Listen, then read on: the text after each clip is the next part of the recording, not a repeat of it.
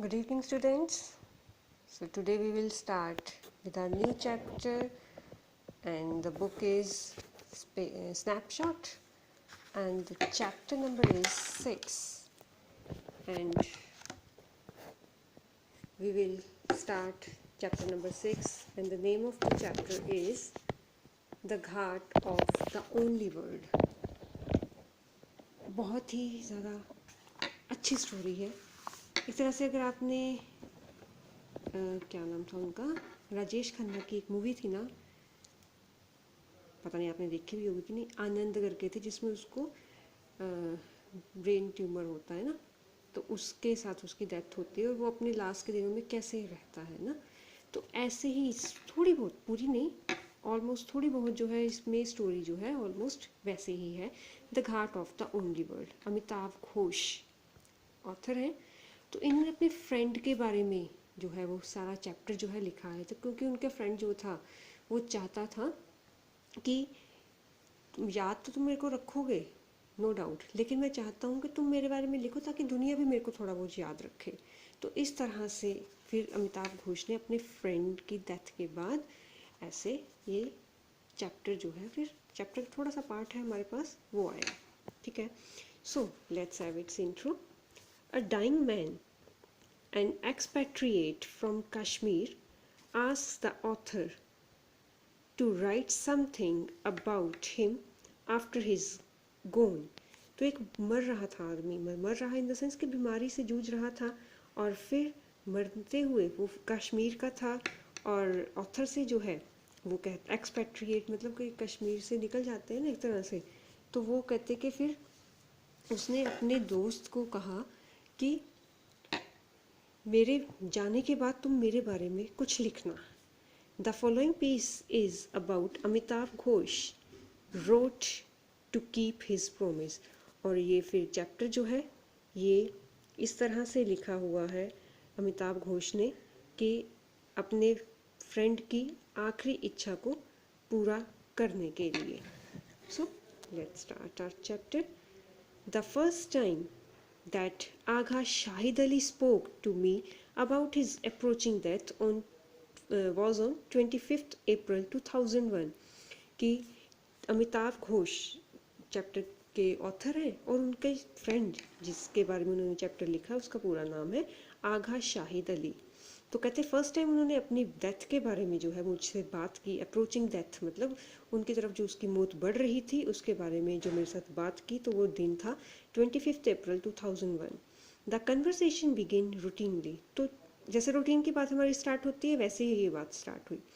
I had telephone to remind him that we had been invited to a friend's house for lunch and that I was going to come by his apartment to pick him up।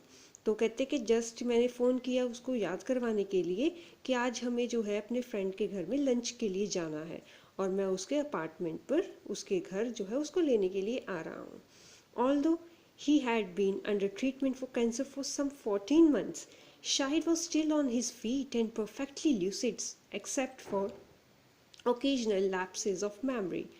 कि चाहे कहते कि treatment को, cancer के treatment को 14 months हो चुके थे उसके चलते हुए, लेकिन फिर भी वो अच्छे से चलता फिरता था, अभी भी परफेक्ट था, परफेक्ट बॉडी थी उसकी फिर भी।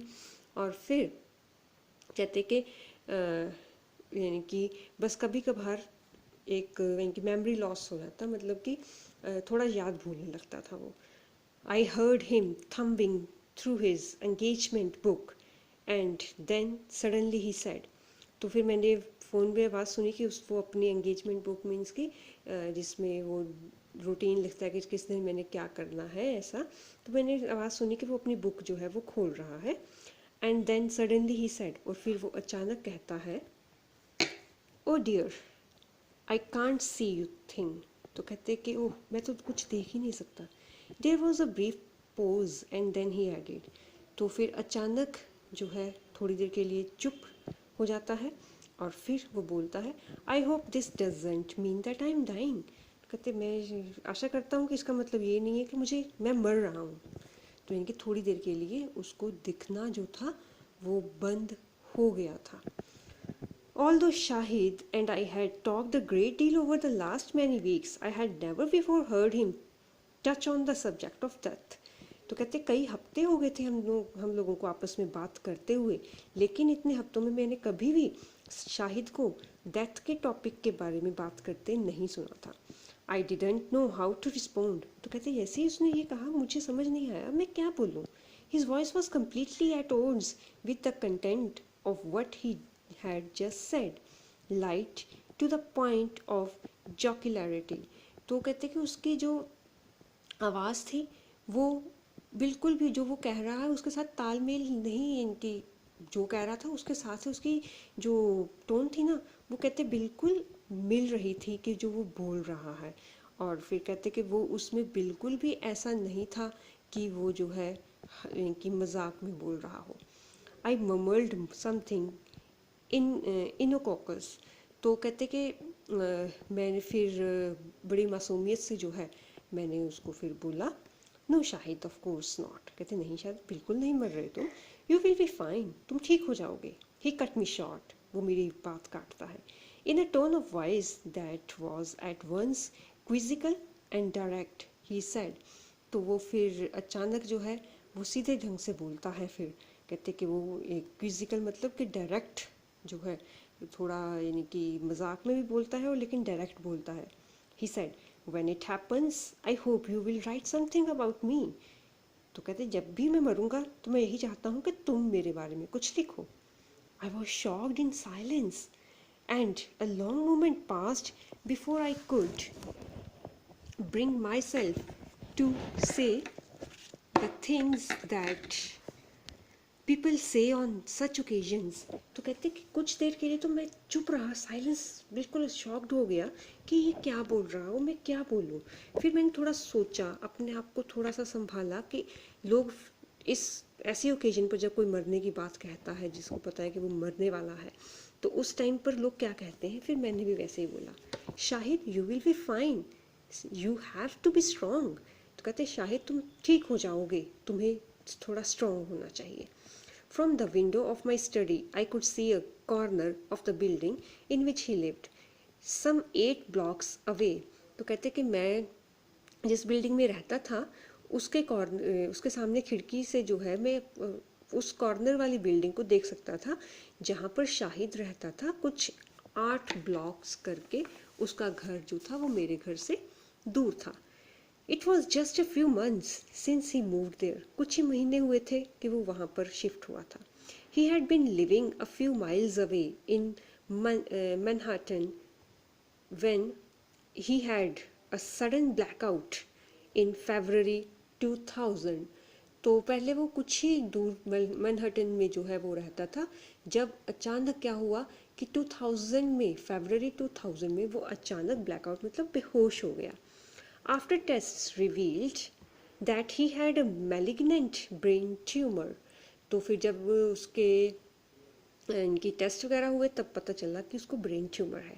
He decided to move to Brooklyn to be close to his youngest sister Smitha, who teaches at the Pratt Institute a few blocks away from the street where I live. तो फिर उसके बाद उसको पता चला ब्रेन ट्यूमर है और फिर वो जो है उसने डिसाइड किया ब्रुकलिन शिफ्ट होने के लिए जहाँ पर उसकी सबसे छोटी बहन जो थी वो स्मिथा जिसका नाम था वो रहती थी, जो कि प्रैट इंस्टीट्यूट में पढ़ाती थी. और वो उसकी सिस्टर कुछ ही ब्लॉक्स मेरे घर से कुछ ही ब्लॉक्स की दूरी पर रहती थी. शाहिद इग्नोर्ड माई रीअश्योरेंसेस. मैं तसल्ली दे रहा था लेकिन शाहिद ने मेरी तसल्लियों पर बिल्कुल ध्यान नहीं दिया. He began to laugh and it was then that I realized that he was dead serious. तो वो हंसने लगा और फिर मुझे एहसास हुआ, रियलाइज़ हुआ कि वो टोटली सीरियस है इस बारे में. I understood that he was entrusting me with a quite specific charge. तो कहते कि मैं समझ गया कि वो जो है मुझे कुछ ट्रस्ट करके मेरे ऊपर कुछ इनकी भरोसा करके जो है वो मुझे एक स्पेशल चार्ज दे रहा है. चार्ज मतलब कि मुझे एक स्पेशल रिस्पॉन्सिबिलिटी दे रहा है. He wanted me to remember him not through the spoken recitative of memory and friendship but through the written words कि वो यही चाहता था कि उसको हम याद करें। ये नहीं है कि सिर्फ अपने अपने ख्यालों में, अपनी बातों में याद रखें या फिर अपनी फ्रेंडशिप के लिए उसको याद रखें, लेकिन वो चाहता था उसके लिए कुछ रिटन वर्ड्स हों जिसमें वो हमेशा के लिए याद रहे। Shahid knew all too well that for those writers for whom things become real only in the process of writing, there is an inbuilt resistance of to dealing with loss and bereavement. और शाहिद जो था वो जानता था, बिल्कुल अच्छे से जानता था कि उन राइटर्स के लिए जिन्हें लिखने वाले की सच्ची बातें जो है वो लिखते हैं, तो उनमें उनको बिल्कुल भी हानि वगैरह नहीं होती है, या फिर अब जैसे अब मेरा फ्रेंड जो है वो मर रहा है तो उसके मरने पर जो है वो मुझे लॉस होगा, विरेवमेंट होगा। तो कहते कि ऐसे में कि मैं शोक मनाने वालों में से नहीं था, बल्कि मैं थोड़ा इनकी ब्रेव होकर सब कुछ लिखने के लिए तैयार था। He knew that my instincts would have led me to search for reasons to avoid writing about his death. तो कहते कि उसको पता था कि मेरे अंदर की जो आत्मा है, मेरे अंदर के जो इंसान है, वो मैं बहाने ढूंढूंगा उसके मरने के बारे में कुछ भी लिखने के लिए। So I would have told myself that I was not a poet.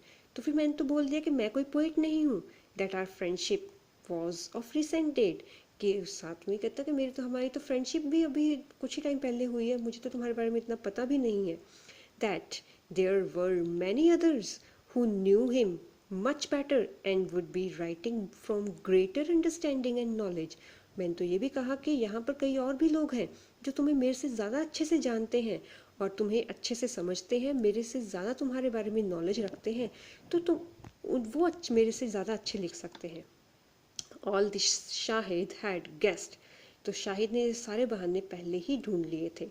And he had decided to shut off those routes while there was still time, और फिर उसने ये सारे बहाने मेरे जो थे वो ख़त्म कर दिए और कहते कि अभी भी टाइम है। You must write about me, तो शाहिद ने तो सीधे कहा तुम्हें मेरे बारे में लिखना ही होगा। Clear though it was that this imperative would have to be acknowledged, I could think of nothing to say.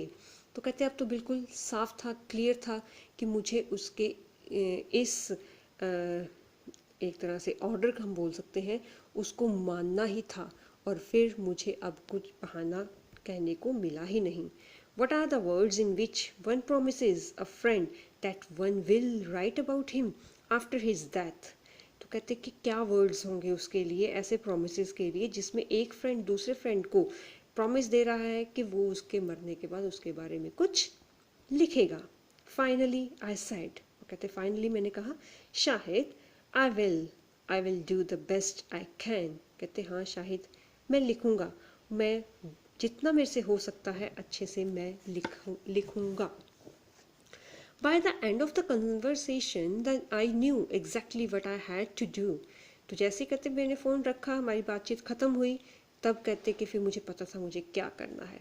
I picked up my pen, noted the date and wrote down everything I remembered of that conversation. तो कहते मैंने pen उठाया, date note की, और जितना भी मुझे हमारी बातचीत के बारे में याद था, जो हमारी बातें अभी फ़ोन पर हुई थी, वो सारी मैंने नोट की। This I continued to do for next few months. तो अगले कई महीनों तक ऐसे ही मैं कोई सारी बातें नोट करता गया। It is this record that has made it possible for me to fulfill the pledge I made that day. और कहते यही रिकॉर्ड जो मैंने उस दिन से नोट करना स्टार्ट किया, उसी से पॉसिबल हो सका कि मैं अपनी प्रतिज्ञा, प्लेज मतलब प्रतिज्ञा, वचन, प्रॉमिस जो है वो मैं पूरा कर सका। I knew Shahid's work long before I met him. तो शाहिद भी एक राइटर थे, तो कहते शाहिद के राइटिंग के काम को मैं उनसे मिलने से पहले ही जानता था। His 1997 collection, The Country Without a Post Office, had made a powerful impression on me. तो कहते 1997 में जो उसकी कलेक्शन आई थी, बुक आई थी, the country without a post office, वो उसने मेरे पर बहुत ज़्यादा इम्प्रेशन, strong impression मेरे पर बनाया। His voice was like none I had ever heard before. तो ऐसे उसने लिखा था, उसकी आवाज़ ऐसी थी कि ऐसे मैंने कभी सुना ही नहीं था।